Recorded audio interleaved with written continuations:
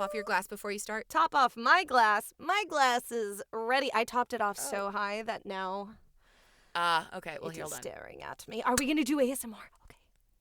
And this is the ASMR part of Story Sirens. The last time we did this, it was a disaster. But people were really entertained. And you're going to be entertained again. That episode did really well. Yes. All right. Okay. Things are about to get loud in 5, 4, 3, 2, 1. Happy Halloween, boys and ghouls! I love this time of year. We've spent all month gearing up for today. Technically tomorrow. I understand Halloween is tomorrow, but it's Halloween Eve. Just as great. Yeah. So we hope your costumes are ready, your candy bars are full size, and you get all treats and no tricks. Bingo. And today we are having a nighttime recording session with wine. So, yeah. We'd like to apologize. We really are celebrating Halloween. I apologize for nothing right now. Yeah, well, we should apologize in advance because there's probably going to be 10 tangents, maybe 11. But you're going to have a great time because guess what? Welcome to Story Sirens, the podcast where we deep dive into myths and legends from around the world and where we obsess over the holidays, sometimes being tipsy. Obviously. We'd love to hear about your plans for Halloween. So come join our public Discord server. The link to join is in the show notes. I'm Yenny. And I'm Sarah. So far this spooky season, we've discussed vampires, witches, haunted objects, graveyards, and wendigos. What could be more scarier than all of that? Children. The horror!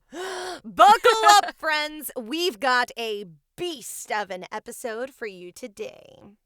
Ooh, nice one. Today's episode features tons of classic fairy tale themes and characters, including woodsmen, lost children, mysterious forces, and forests. Forces and forests. Honestly, though, true. Yeah, that was a flub that worked out.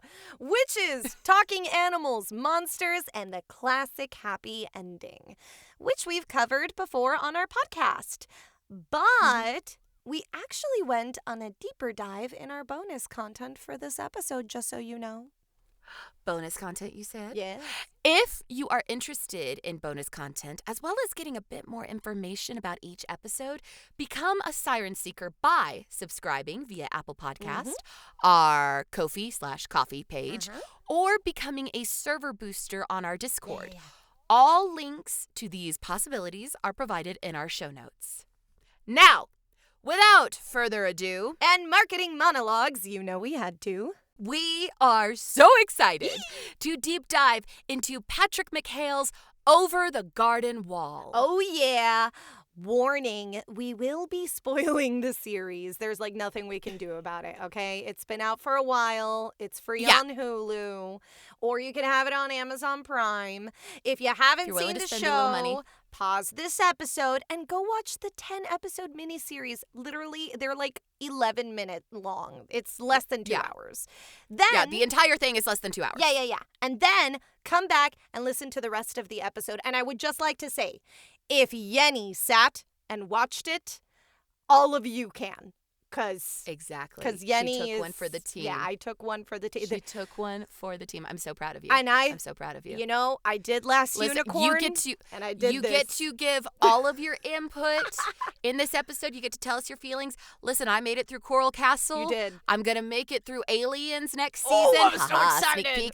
Sneak peek, listeners. We're doing Aliens next season. But let's, for now, get a little lost in the unknown. Why don't we? In the unknown sauce. After all, what's Halloween without a little bit of wandering misadventures? So, to recap the series, what are you laughing at? Because I did not read any of this, so this is and I just giggle. I know. I tried to make it easy on you. Thank I really you. did, because I know I haven't made anything easy on you ever. No. Welcome to our friendship. Yeah. I make your life better, not easier. There you That's what I tell go. my husband all the time. And I'm husband number 2. So. All right, so the show follows half-brothers Wirt and Greg, who find themselves lost in a strange autumnal woodland landscape, perfect for this time of year. They don't know how they've come to be in this strange place, called the Unknown, but they're anxious to get home, or at least Wirt is. Wirt is the older brother, and he is nervous, cowardly, and full of self-doubt. Stereotypical teenager. Younger brother Greg is the quintessential child, full of silliness, innocence, and obliviousness. Naturally, this annoys Wirt to no end. Yeah, nobody understands him, okay? Circa 2008, Jesse McCartney and We the Kings and, like, everything in between. Hannah Montana was cool, but you wouldn't talk about it. That's Wirt right now. Oh, it is. That was it me is. too. Like, I have to, all my interests, I need to bury them deep. Down. So, anyways, they meet the woodsman, a rather cryptic character who says that the boys are more lost than they realize if they found themselves wandering in the unknown. Spooky. The woodsman tells the boys he is responsible for grinding up the wood of the Edelwood trees into oil to keep his lantern forever burning, and uses the grist mill in an abandoned house to fulfill his duties. After a frightening run-in with a wolf-like monster, the woodsman warns the boys to beware of the beast, and also lectures Wirt to assume his responsibilities as an older brother. Listen, he's just trying to help. He's just trying to help. As the boys continue their wanderings, they meet a talking bluebird named Beatrice. Sounds weird, right? Wirt definitely thinks a talking bluebird is weird. He thinks everything in the unknown is weird. He is not accepting fairy tale logic right off the bat. Greg, however, simply thinks Beatrice can grant him magical wishes since she's a magical talking bluebird. But she can't. Beatrice claims since the brothers helped her to get untangled from a bramble bush, she owes them a favor and must help them in some way because bluebird rules. She offers to lead them to Adelaide of the pasture, the good woman of the woods, stating that Adelaide would certainly be able to help the boys get home. Wirt, doubtful and suspicious as always, is hesitant to accept her help and insists that he and his brother can find better help in a nearby town. So this brings the trio to the town of Pottsfield, which is inhabited by citizens dressed in pumpkin costumes. A few people comment to the brothers that they've arrived at Pottsfield early, which the boys assume means that they've arrived early to the costume party. What started out as a jovial harvest festival, though, turns into a criminal affair when the townsfolk get angry at Wirt and Greg for stepping on their pumpkins and interrupting the party. The boys are tasked with a few hours of manual labor. No big deal. During which, the boys dig up a skeleton. Very big deal. Yeah. But fear not, the skeleton is not a threat to the boys, but a friend to the townsfolk. Turns out, all the pumpkin-clad people of Pottsfield are actually pumpkin-clad skeletons. Not creepy Great, at all. right? Yeah. The leader of the town, a giant pumpkin named Enoch, asks the boys if they'd like to stick around and stay. The boys decline, saying that they're trying to find their way home, to which Enoch replies, "Well, you'll join us someday." I love Enoch's voice. I do too. He is voiced by the wonderful Chris Isaac, who is this musician who, if you've ever heard the song Wicked Games, that's him. Now, why would Enoch have such a cryptic send-off for the boys? Well, the name of the town, Pottsfield, is actually a morbid homage to what is known as a potter's field. A potter's field was a mass grave or gravesite for the poor. So Enoch was basically hinting at the fact that the boys inevitably would be going to their own Pottsfield someday. Yeah, pretty dark for a cartoon, if you ask me. Yeah. Well, I mean, we now live in the age of cartoons like BoJack Horseman and Has Been Hotel, so excuse me, it's par the course now. BoJack is my life. I love BoJack. I love BoJack so much. You know what? I'm gonna watch it again just for the shits. Of course. All right. Of course. A brief interruption, shall we? That's not BoJack related. This is still on. It's on theme. Yeah. Enoch, but it's still interruption. A black cat, and maybe a pumpkin. Shh, he's a pumpkin citizen of Pottsfield. Right.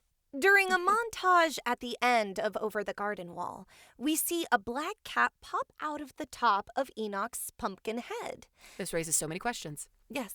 With the power of necromancy and the ability to animate objects like his pumpkin suit, Enoch is quite the powerful black little kitty. As we can recall from previous episodes of the podcast, black cats can be seen as both good luck or bad luck, depending on the culture. In ancient Egypt, black cats are seen as protectors and a symbol of prosperity, while in medieval Europe, they were known to be the familiars of witches, possibly hosting a demon or two and surely being an omen of misfortune. No big deal. The link between bad omens and black cats came to early America, but not everywhere in America, because there's actually some sailor folklore regarding black cats that I had no idea about. Oh, I'm so excited. Tell us. Wives of sailors would keep a black cat in their home, believing that this would ensure that their husbands made it back from the sea. I don't see the correlation, but I'm so down for the practice. Yeah, for sure. Let's keep all the black kitties. So, black kitties have been believed to be a link between the living and dead. Their black fur is able to ward off negative energy. And, I mean, Pottsville looks to be having, a fun time. It's a fun place. So it did look like a fun place. I fully admit that. That's exactly what Enoch's there to do. Make it fun. Take out all the bad and have a successful harvest. Wink, wink. Wink, wink. I love it. All right, so Wirt, Greg, and Beatrice make their way from Pottsfield to a school for animals. It's a bizarre and jolly affair involving a lovesick schoolteacher named Miss Langtree, a curmudgeonly father/school investor, a vicious gorilla, a lost love named Jimmy, and the power of music. Oh. Everything ends happily here. Yes. The boys and Beatrice move on. Yes.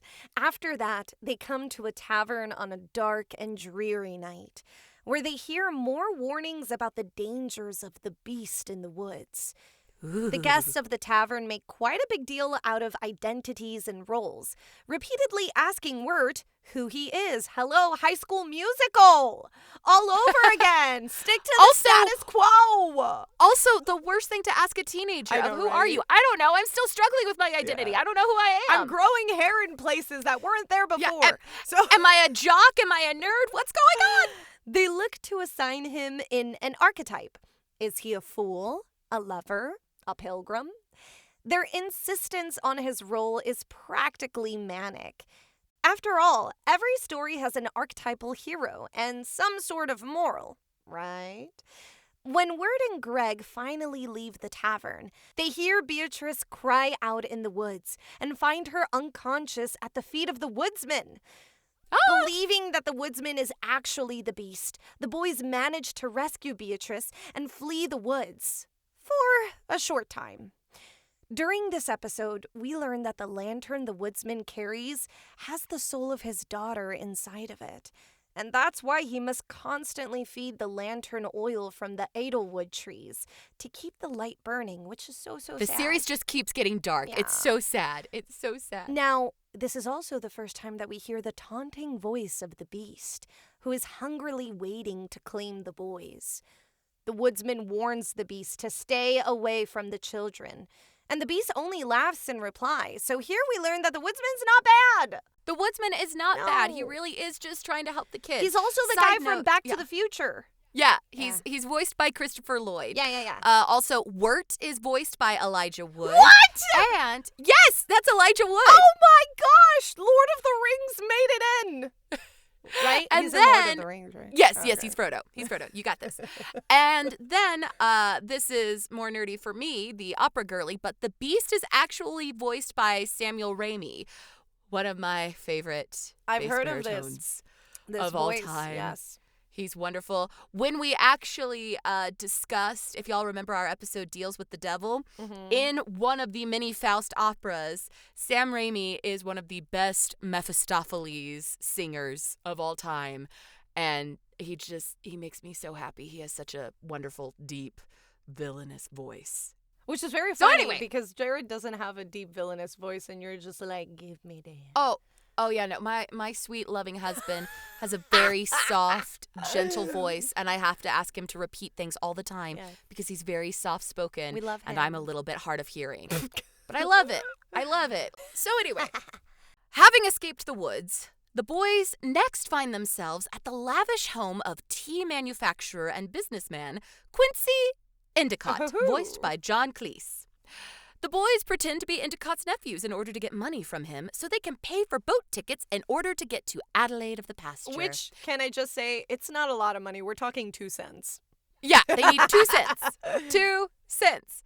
And Endicott believes the boys are his long-lost nephews, and he takes Greg on a tour of the manor, explaining that there is a ghost haunting the manor who Endicott has fallen in love with. This dude is just weird. No, Yenny, no. When wealthy people are weird, it's called being eccentric. I hope one day you and I can be eccentric. Same. Now, during this episode, Wirt reveals to Bluebird Beatrice that he has a crush on a girl named Sarah. And that he enjoys poetry and clarinet. Beatrice, in turn, reveals that she's not actually a bluebird, but a human girl cursed to be a bluebird. Uh-oh. Apparently, she threw a stone at a bluebird. Which, who does that? Right? Which cursed her and her entire family to take on the shape of bluebirds. She feels she can never return to her family unless she figures out a way to break the curse. So that's her responsibility she's having to deal with. As the two bond over their shared vulnerabilities, they discover that Endicott's manor is so vast, it actually connects to the manor of Marguerite Gray, another tea business owner. Both tea moguls thought the other person was a ghost haunting their home, and both had fallen in love with the ghosts. I'm sure that is a dark fantasy theme, and there's a book out there somewhere. Someone write it. There must be a book. Somebody's writing it. Absolutely. I for sure agree. So anyway, the pair, having officially met and, confirmed, I've been in love with you, I've been in love with you, yes. They give Wirt, Greg, and Beatrice coins to access the ferry, and they send them on their way. Greg promptly throws the coins into a wishing well. Oh, Greg. I have my thoughts about Greg. I can't wait to hear them. I can't wait to hear them. So, in the next episode, we find Wirt, Greg, and Beatrice have snuck onto the ferry since they didn't have money. The rest of the passengers of the McLaughlin Brothers steamboat are frogs dressed in stylish late 19th, early 20th century attire, similar to the style found in children's stories like The Wind and the Willows. Ah, yes. Sarah's other favorite subgenre. Well-mannered talking animals wearing the latest European fashion. Oddly specific, but also correct. Anyway, the brothers have to hide in order to avoid the frog constables, and they wind up hiding inside of the frog band. Wirt plays the bassoon in the frog band, even though the embouchure is vastly different from that of the clarinet. And Greg plays the drum, and the brothers frog. Did we mention that they're traveling with a frog? We didn't, but well, they've got a frog. Ribbit, bitch. Yeah, they've been.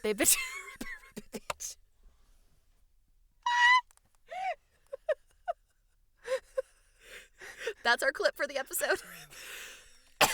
Okay. Yeah, they're traveling with a frog. But anyway, the frog sings the most melodious and melancholy song that could actually be used to describe Wirt. Because, talking animals, and the frog sings. He sings beautifully. It's great. It does. It's great. The boys are allowed to stay on the ferry, and when the ferry arrives at its port, Beatrice tries to convince the boys not to go to Adelaide of the Pasture, but instead find their own way home. This is silly to Wirt, who insists that they're so close to Adelaide's and, by extension, home. Which, I would like to mention, Wirt was first extremely sus about Beatrice, and he begins to trust her, saying, okay, yeah, we're going to go to Adelaide's together, right? I'm telling you, you share your traumas in a wealthy tea mogul's home, and all of a sudden you're like best buds. Yeah, I'm telling you. Best buds. Also, potential shipping, which we will get into later. 100%. 100%. Sarah who? As the boys fall asleep for the night, Beatrice leaves them and goes to Adelaide's. She flies in through the chimney, and we meet Adelaide of the Pasture, the good woman of the woods. Quote unquote. She's a frail old thing, bedridden, wearing a shawl with a black widow's mark on it. And she busies herself with intricate yarn art, making cat cradles and Jacob's ladders with the string between her fingers.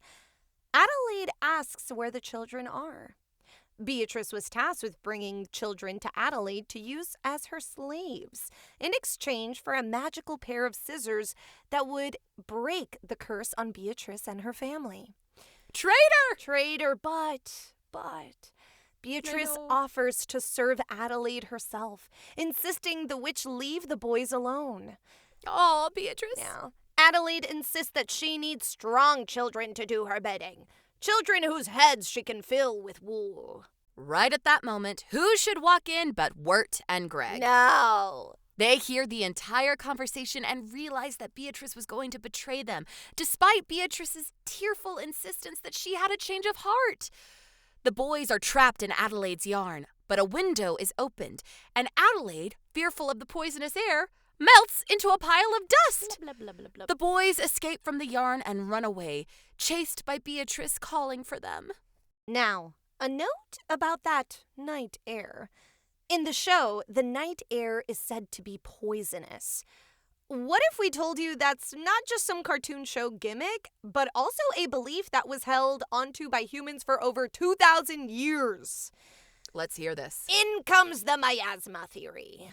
Oh, This now abandoned theory, thank God, stated that many diseases were caused by miasma, a type of toxic air that was also called night air. In times when plague and illness were very normal things to come by, it was believed that the smell of rotting matter from bodies, food, or even wood, and the air from swamps would make one sick. Once the person was sick, then they would become contagious, because that just so weird. Makes sense. I'd like to add that this theory even went as far as saying that the smell of food would make someone obese. So, yeah. You know, this just leads to the whole, truth is stranger than fiction. I'm telling you. sometimes. In 1880, miasma theory was buried in the town of Pottsfield. Thanks to germ theory, which Sarah can tell you all about in another episode, because she loves bringing up the germ theory. It's important. It is important. It is, in fact, the only thing that Enoch does not bring to life. Thank goodness. Thank goodness. And excellent points, Yenny. Thank you. So now let's go back to our emotionally traumatized brothers. My poor Wirt. Sarah, but wait, before that, I must. Time for. Oh, shit, I just spilled wine all over myself. Oh, fuck. Oh, yeah, look at that ASMR. Alex is going to have fun tonight. He's going to be like, why? Why? Baby, come over here. Let me talk to you in Spanish and Cantonese at the same time. In cursive. Terrifies me that children can't read cursive now. Anywho. Wirt is visibly shaken. Wirt is visibly shaken after this betrayal. He and Greg wander through the rain and come across the woodsman yet again. They try to avoid him, still thinking he's the beast, but the woodsman cautions them that the real beast is close on the boys' heels, ready to claim them, and that the boys must not give up hope. But this is a running theme of the series, to never lose hope, which is also a running theme in life, dear listeners. Mm-hmm. The boys run away from him and soon come to a dreary-looking cottage. Trying to get out of the rain, they enter the cottage and they meet Lorna, a sweet but sickly young girl. She warns the brothers that they must hide from her Auntie Whispers, who keeps Lorna busy with endless chores. The boys hear Auntie Whispers approaching and hide. Auntie Whispers, voiced by Tim Curry, by the way. What? I know. This cast is just as insane as this show. I love it. Auntie Whispers enters the cabin and questions Lorna, asking if she has been diligent with her chores and kept her thoughts from wickedness. Lorna insists she has, and Auntie Whispers rings a magical bell which compels Lorna to continue working. She is controlled by this magical bell.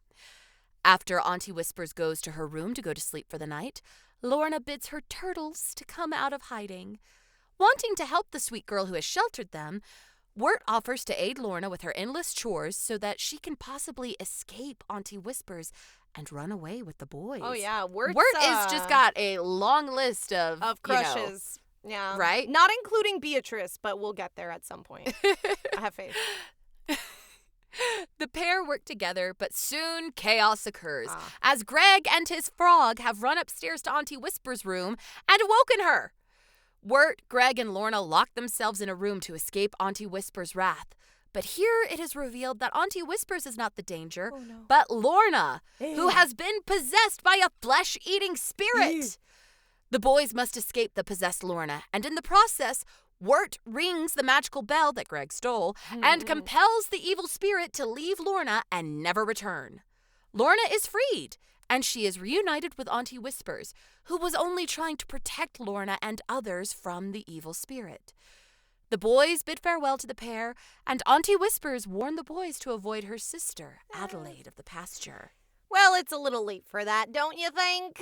Yeah, it's a little late. Yeah. It's a little late, but, thanks for the thought. Yeah, add salt to the wound, why not? When we next find the boys, Wirt is in despair. He is quickly losing hope, even though Greg is trying to keep spirits up by sharing jokes, songs, and rock facts. But as evening sets in and the snowdrifts begin to grow, Wirt tells Greg he doesn't think they'll ever get home, and he just wants to be left alone. Wirt falls asleep at the base of a tree, and Greg wishes on a star that he and his brother can make it home. What follows next is a rubber hose animation-style fever dream where Greg is whisked away to Cloud City, meets all sorts of strange characters. I'm pretty sure he ate a mushroom. This is what happened. Yeah, it's a very, very odd moment. And battles the North Wind. At the end, he meets Lady of the Clouds, who tells him she can grant his wish of sending him home. However, she tells Greg that Wirt is already lost and will not be able to go back home, as Edelwood branches are already growing around him as he sleeps. Greg changes his wish and whispers it into the Lady of the Clouds' ears for us not to hear. We don't hear it. Yeah. She grants his wish, and Greg bids farewell to Wirt before walking into the woods, where the beast waits for him. No! When Wirt wakes up, he breaks free from the branches surrounding him and desperately calls for Greg, seeing that he's gone. He runs through the woods in search of his little brother and falls through thin ice and into a river. He is fished out of the water. By a fish. Let me just say, this show, it's a Cartoon Network show, I'll tell you that much. And by Beatrice, who has been looking for the brothers. Wirt loses consciousness. He then wakes up to find himself inside the hollow of a tree, surrounded by bluebirds. It's Beatrice's family. They insist Wirt stay in the tree while a winter storm rages outside, but Wirt is determined to find Greg. As he leaves the tree, the bluebirds ask Wirt to tell Beatrice to come home if he sees her. Which question? Who put Wirt into the tree? 'Cause Beatrice ain't got no hands, and fish only got them fins. So who put the boy in the tree? And how big is that tree? So it was a very big tree. There were a whole bunch of bluebirds in there. Yeah. There were so many. Also, Edelwood reminds me of Sounds of Music. Edelweiss. Yeah, it does. It does remind me. So the next episode finds us not in the unknown, but in our world. Huh? It's here we learn that Wirt and Greg are not some fantastical children originally from some fantastical fairy tale, but they're normal human children dressed in costumes on Halloween. I bet you forgot that Greg was wearing a teapot on his head, huh? I don't think we mentioned that he was, and I promise you, I did not know he was wearing a frickin' teapot until he said that he was wearing a teapot. What did you think it was? I don't fucking know. I don't know. You just saw a weird hat and your brain just went, cool, weird hat, done. You know, that's how I live my life. I see something weird and I go, okay, fine, like, let's go with it. You know? I love it. I love it. Okay, well, just like the frog that we didn't mention, Greg was wearing a teapot on his head because he says he was dressed as an elephant. There you go. Which I can kind of see. It's Halloween evening, and Wirt wanted to give his crush, Sarah, a tape he had mixed for her. A tape of poetry and clarinet music. Wirt's poetry and clarinet music, which Wirt also tells Beatrice that he says poetry to himself, so. Yeah, so obviously Wirt chickened out of giving that tape to Sarah for obvious reasons. Obvious. But enter Greg, eager to be a helpful agent of chaos. And long story short, Wirt, Greg, Sarah, and their school friends all wound up in a graveyard because teens are prone to do that on Halloween. Yeah. And then when the police showed up to check on the kids, everyone panicked and ran. Wirt and Greg climbed the graveyard wall and jumped over it, landing on the train tracks right as a train was headed their way. They leapt from the tracks, and the brothers rolled down a massive hill and landed in the river and began to sink to the bottom. End of episode. At this point, when I saw this, I go, they freaking died? That's what this is? They're in I don't even They're know. in purgatory. They're in purgatory. limbo. What is happening? I got so mad. I was like, is this going to be one of those? But anywho, and now we come to the final episode of Over the Garden Wall. Thank you, dear listener, for handling our chaos. We always say we won't do a drunken episode. And we've only said this once, but I needed this. Sarah, you fucking needed it too, okay? When was the last time that we got drunk together, okay? It's Christmas. So Christmas. Honestly, yeah. Yeah. So the Beast busies Greg with riddles and impossible tasks. But Greg creatively accomplishes each task because he's Greg. He has childlike wonder. Yes, which actually, bringing this up, children look at things way simpler than us adults do. So it does make sense that he's able to do it super quickly. Mm-hmm. While still hopeful as ever, Greg is obviously growing tired and weak from the Beast's work. Meanwhile, Wirt searches for his brother in the snowstorm and is reunited with Beatrice. And they kiss. Just kidding. No, they don't. That'd be weird. She's still a bird. They, along with the woodsman, find Greg wrapped in Edelwood branches as the forest is claiming him, with the Beast watching the process. It's very sad. It is very sad. The Beast tells the woodsman that Greg is just about ready to be chopped up and turned into oil for the lantern. The woodsman is horrified by this, claiming he didn't know that children, or more specifically, lost souls, were at the heart of the Edelwood trees, which brings up a whole great discussion of, does ignorance excuse terrible actions and all that sort of stuff. The Beast argues that the woodsman has no choice where the Edelwood trees come from, because unless he is willing to let his daughter's light burn out, he has to use the Edelwood to turn into oil to feed the lantern. The woodsman hesitates. The Beast then offers Wirt the lantern, insisting that Greg's soul can be placed inside of it to keep him alive. But Wirt realizes it can't be the woodsman's daughter's soul in the lantern, and it wouldn't be Greg's soul either. After all, why would the Beast care about the souls of random children? Instead, it must be the Beast's soul that is inside the lantern. The woodsman stares in horror at the lantern he has carried for so long as Beatrice and Wirt free Greg from the Edelwood branches and take him away.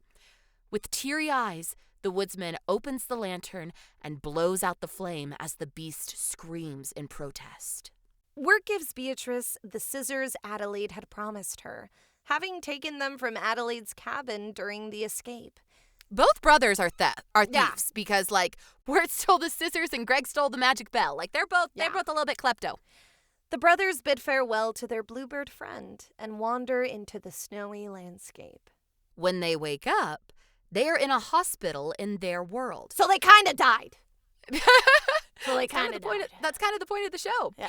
They are surrounded by friends, and even Greg's frog from the unknown is with them. So we're kind of blurring those lines of near death, dream, reality. What's real? What isn't?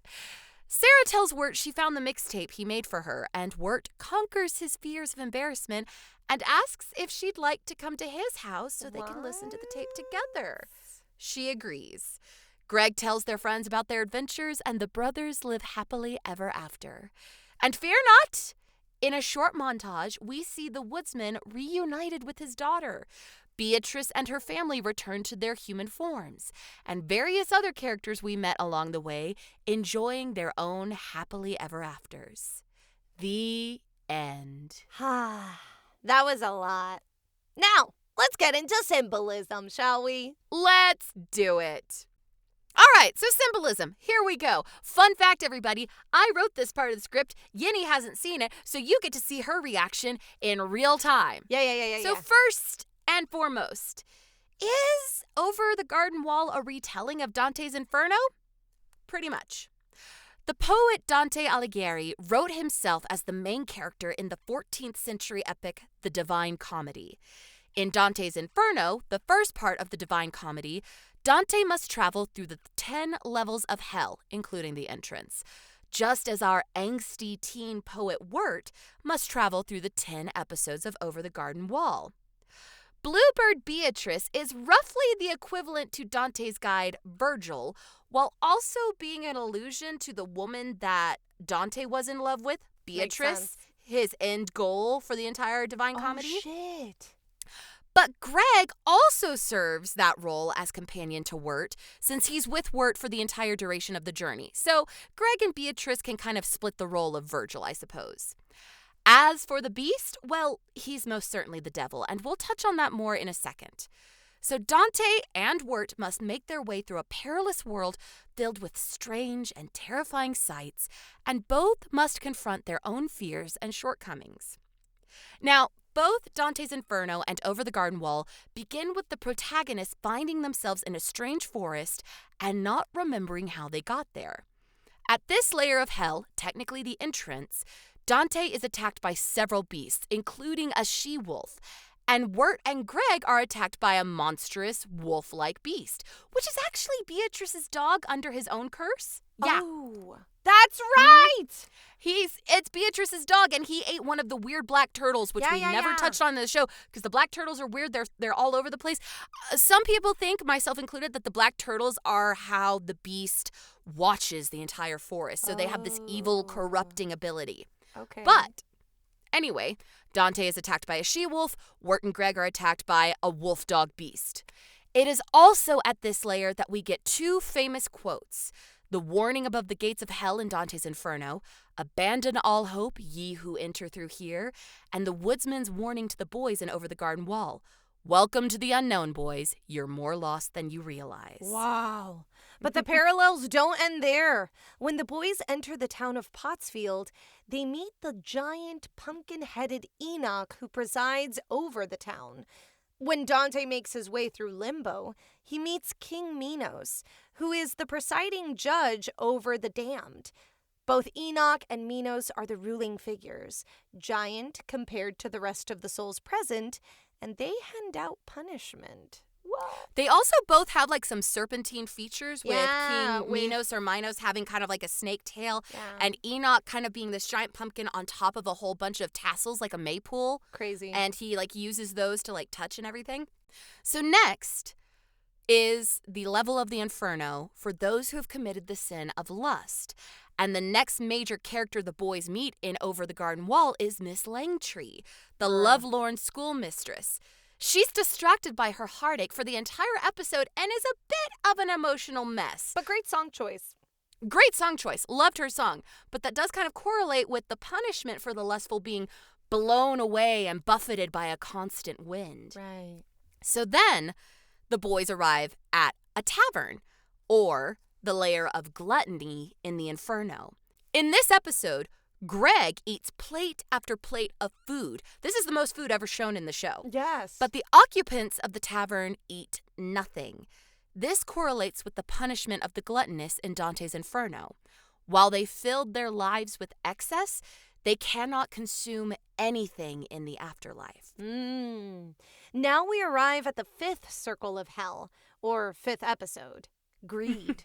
This is the episode where the boys meet Quincy Endicott and Marguerite Gray, two excessively wealthy individuals who have mansions so big they can't tell where one ends and the other begins. Right. Quincy Crazy. is tortured by his wealth, believing it will bring him happiness, when it instead causes him dread and fear when he believes he's being haunted by a ghost. Lord! Right. And this correlates to the punishment of the greedy in Inferno when they're constantly having to carry heavy, wealthy burdens that weigh them down and they can't take them off. Now, the sixth layer of the Inferno is for anger, depicted as a swampy marshland. And in Over the Garden Wall, we find the boys on a boat in the muddy world of Frogland. Yeah. They also needed to have 2 cents in order to gain passage, much like the Greeks needed 2 coins to give to Charon for passage along the river Styx. The frogs on the ferry seem to be in a constant state of anger, either by being pestered by hitchhiking boys, having frog police in their faces, or because there's no bassoon player in the band. Embouché! Oh, how horrible.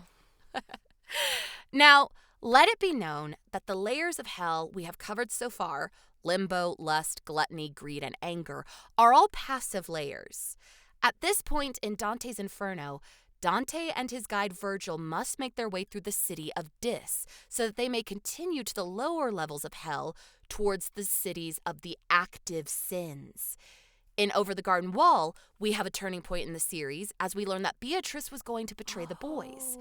The group is split up and the show loses a bit of its mirth as we venture further into the darkness of the unknown.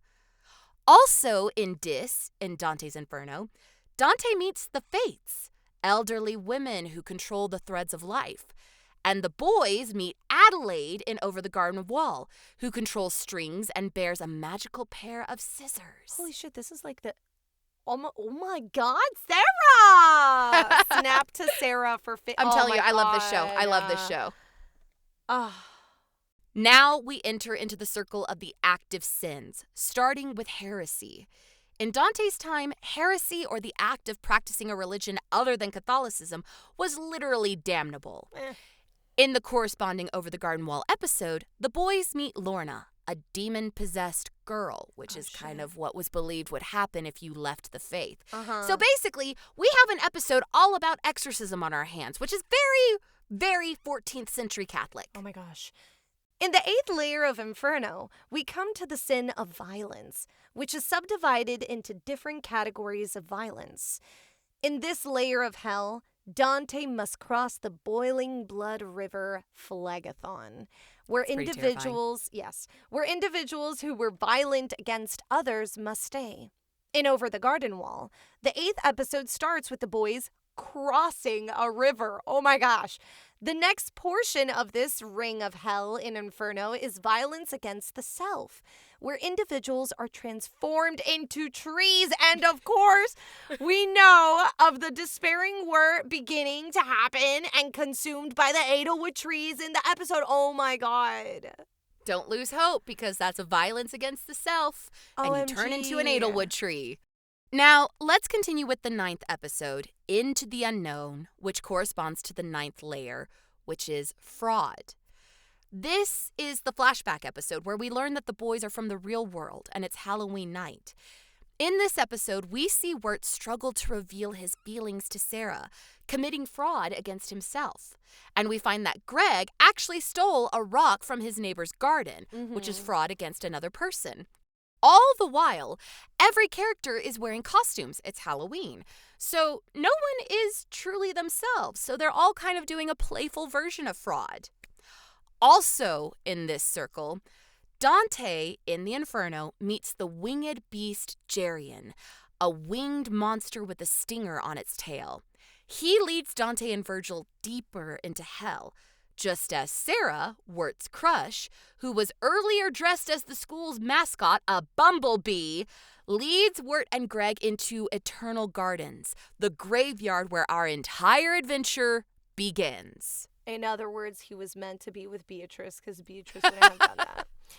And finally, we come to the last layer of hell, treachery. This is where Lucifer dwells in a lake of ice in Dante's Inferno, and where we spend the most time with the beast in Over the Garden Wall in the midst of a snowy wasteland. Luckily, neither of our characters in Dante's Inferno or Over the Garden Wall have to spend much time here. Thank goodness. Unluckily, this is where the woodsman learns it isn't his daughter's soul in the lantern. And he realizes that in order to feed the lantern, he must cut down the trees that were once people. As we've come to understand that the Edelwood trees are the souls of the lost who fell into despair and hopelessness. The woodsman is able to defeat the beast as our protagonist goes home, forever changed by their experiences. So, there's a brief summarization of Dante's Inferno. And yes, some believe that all the characters Wirt and Greg meet in the Unknown are dead. Yeah. Just like all the characters Dante meets in Inferno are dead. And Wirt and Greg are in mortal peril as they're sinking to the bottom of a river. Yeah. Also, we can even see the name Quincy Endicott on one of the gravestones when the boys are in the real world. What? Yes, Quincy Endicott's name is on one of the gravestones. Shut the front door. Now, there are a few more details of Over the Garden Wall I'd love to discuss. Bear with me. Oh, we're in it, guys. We're in it. Sarah is on a roll. All right, I want to mention the importance of names in this series. Now, there is some debate as to whether the name Wirt means worthy or something entirely different. But I'd like to go out on a limb. An Edelwood limb? Too soon. Okay. And mention that the name Wirt, spelled W-I-R-T, sounds a lot like the word wort, W-O-R-T, which is a byproduct in the distillation of whiskey, which is often made in a grist mill. Oh! Wort, W-O-R-T, not wart like the thing on your skin, in distilling is a sugary result from mashed grains and is a base element in the fermentation process to create whiskey. It has to go through quite a lot of steps in order to become the final spirited product, much like our young protagonist. Wirt had to go through many challenges in order to find his way home. Sarah, I don't know. Maybe you're reading too much into this, but I also like this. I was like, you're into it. I was into it, but maybe.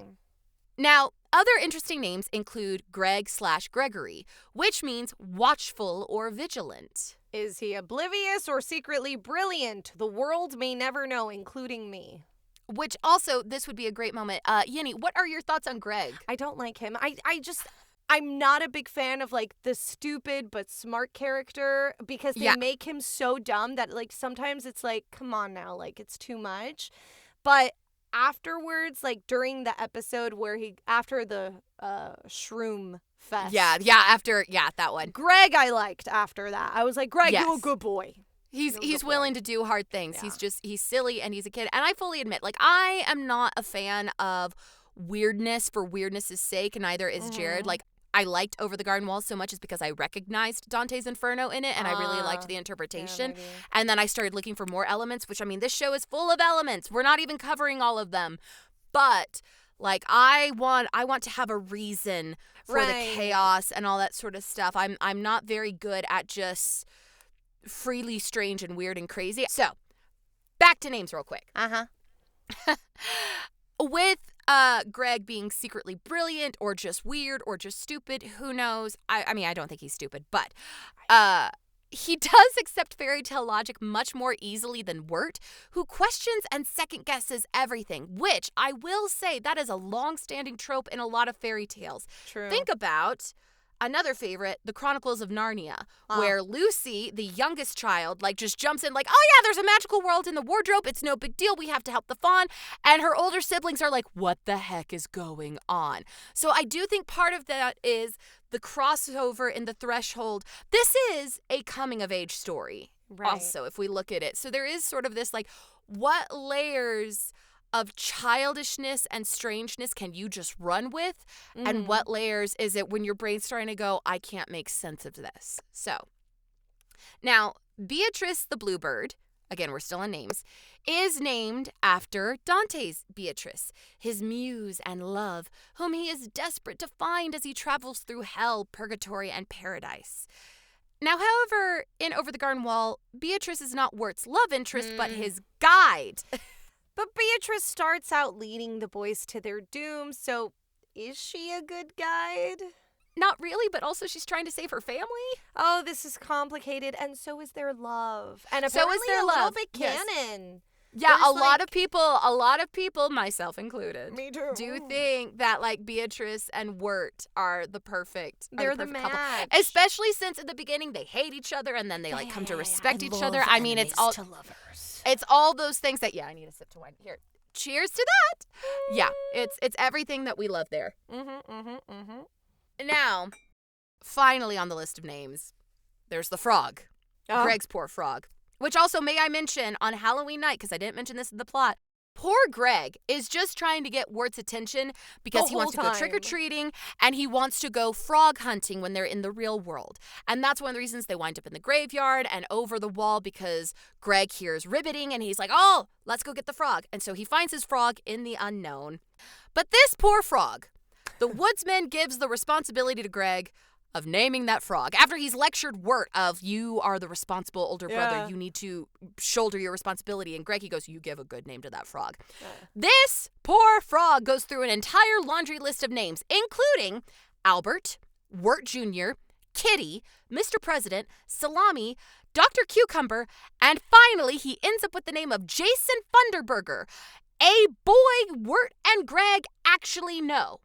But I will also say, he only lands on that name because it's the only name that Wirt actually gives input on. So again, Greg is just trying to get his older brother's attention. Yes. This is also, I would like to also state that they're actually half brothers. They are half brothers. And Wirt talks about it because at one point Wirt is like, I never wanted you, and your dad. Blames him. Yeah, he blames him a lot for his own issues. So it's hard. There are a lot of layers in this show, and I love it. And it's very relatable. Like just being angry at somebody who really had nothing to do with it, but they're sort of the byproduct of it. Yeah. So we've talked about names. Let's talk a little bit about identity, since it's also a common theme throughout the show. We already mentioned Wirt is asked repeatedly who he is: fool, lover, pilgrim. And at other times, people ask him, well, what are you doing? What are you responsible for? Are you just an idiot? Beatrice primarily calling him an idiot. And Wirt can never give a straight answer. He's also reminded that he's responsible for his younger brother and he must look out for him. And poor angsty teenage Wirt waxes poetic over his own identity, his responsibilities, his fate. Basically, he's a whiny teen poet, and Beatrice can hardly stand him in moments of uncertainty, which I don't blame her for. But that's just how Virgil berates Dante when he gets whiny. Yes, in Dante's Inferno, Dante has a couple moments where he just melts into a puddle, and Virgil is just metaphysically going, slap and get yourself together. And meanwhile, Greg has his own responsibilities of naming the frog. Which honestly, the poor frog. The poor frog never asked to be a part of this. He just wanted to be a singer in a band. But then he does choose to leave the band and stay with the boys. He does choose that. And then also we have Beatrice, who has her identity, which is stolen because now she's a bluebird. And her responsibility that she's kind of put on herself is to rescue her entire family, even though her family just wants her to come home. Yeah. So, all right. And now let's talk about the great threat in the series, the Beast. His influence is felt throughout the show. A dark presence constantly lurking in the back of your mind. He sings in the shadows of the trees, taunting the characters, and is drawn by the death of hope. Because after all, in Dante's Inferno, abandon all hope, ye who enter through here. But who is the Beast? What is he? Is he a demon? A forest spirit? The woodsman's daughter in a corrupted form? That is an actual theory a lot of fans have. Is he a Wendigo? Honestly, I'm not gonna lie, I thought that he was Wirt's greatest fears. I love that interpretation. Yeah, I thought that because he's all about lost hope and stuff, so that would be what Wirt would become if he would go into that. Yeah, that's what I thought. I love that. I love that, Yenny. Yeah. Okay, yeah, that's canon for me now. Sometimes I love that. I'm poetic when I'm drunk. Now, Sarah, we've already discussed that the whole antler thing is just a Hollywood thing with Colin, right? For the Wendigo, yes. So most likely the Beast is not a Wendigo. However, like the actual Wendigo, the Beast is selfish, focused on consuming, very cunning, and he lives in the cold. Right, which I don't know if you realize, but Wirt succumbs to the cold. He's focused on losing hope and giving up. And he is quite cunning in the sense that, he doesn't really, he's like, I don't know, well, I could just stay here. Why don't we just stay here? And it's always staying in one place. Yes, so, let's give up. Exactly. So I love your whole theory of, the Beast is what Wirt could become. I'm here all night. If we follow Dante's Inferno logic, the Beast is most likely Lucifer, the devil with the capital D. In Dante's Inferno, Lucifer is described as horned and multi-faced, which the brief moment that we see the beast not in outline, we see there are faces all over him, which may be the souls of previous people he's consumed from the Edelwood trees. And from Christianity, we know that Lucifer was an angel of light and music, which pairs well with the beast's proclivity for singing and his obsession with the lantern. Which, speaking of the lantern... The dark lantern is quite the important object in this show. It is expressed multiple times that the lantern must be kept lit, for a soul is in it. The correlation between a light source and one's soul is seen throughout literature and religious texts. In the Christian Bible, Proverbs chapter 20, verse 27 states, "The human spirit is the lamp of the Lord that sheds light on one's inmost being," which many have interpreted as their soul or spirit being a source of light. Similarly, in the Islamic holy text, the Quran, the soul is also described as a light that increases in brightness due to faith, knowledge, and good deeds. Ancient Greek philosopher Plotinus spoke of the human soul being of light as well. Plotinus believed that the human soul came from a divine light, which he called the One. Whether one believes in a religious text or philosophical one, we can see one's soul brighten or darken throughout literature and media, with most characters struggling to stay in the path of light when going through various trials and tribulations.